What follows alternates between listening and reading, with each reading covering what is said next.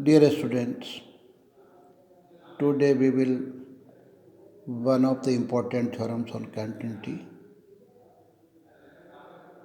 I will state the theorem. If a function is continuous in closed interval AB, then it is bounded in that interval. I know that function is a mapping, continuous holding the definition of continuity. Closed interval AB, set of all real numbers between a and b, and a and b includes.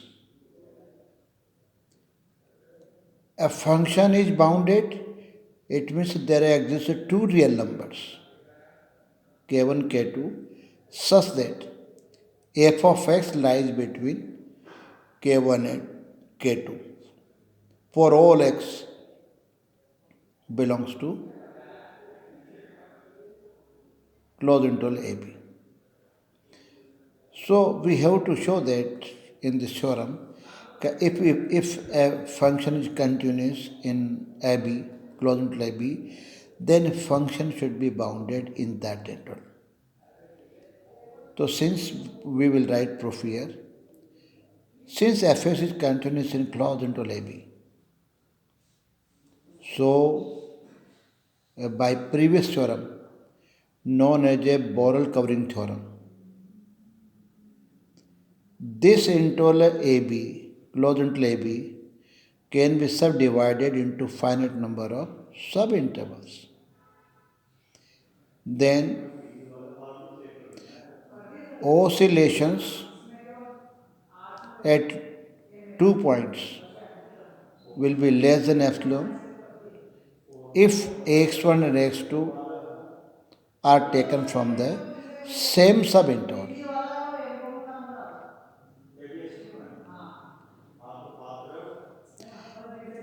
Let partition points are a1, a2, a3, an minus 1 of the closed interval AB, where a equal to a naught, less than a1, less than a2, and so on, an equal to b. Then we have subinterval a naught, a1, a1, a2, last an minus 1 b. These are all n closed interval. Symbolically, we write I1, I2, I3 or In respectively. Now we pick I1. We consider X belongs to I1. I1 is stand for closed interval A naught A1.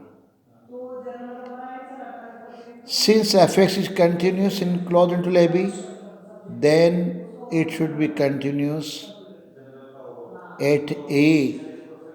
So using definition of continuity, f of absolute difference of f of x and f of a less than epsilon whenever x belongs to a1, because a equal to a naught.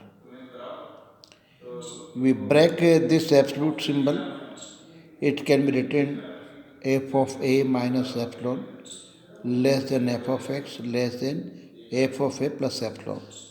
Its inequality is set by 2. Now we calculate f of x, absolute difference, absolute value of f of x, adding f of a and subtracting it. Then using triangular inequality, we can write this. Put using 2, we write epsilon, then we will get greater than sign. If we put x equal to a1, then f of a1 less than absolute value of f of a plus epsilon. This inequality is stand as 3. Similarly, we consider x be next interval a1, a2 using the same concept f of x is less than f of a plus twice of epsilon using 3. Now we find a absolute value of f of x less than f of a plus twice of epsilon, particularly x equal to a2. Then absolute value of f of a2 is equal to is less than f of a plus twice epsilon. This inequality is stated as a 4. Repeating the process n times.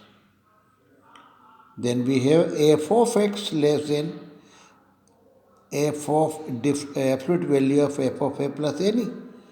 This inequality gives 5.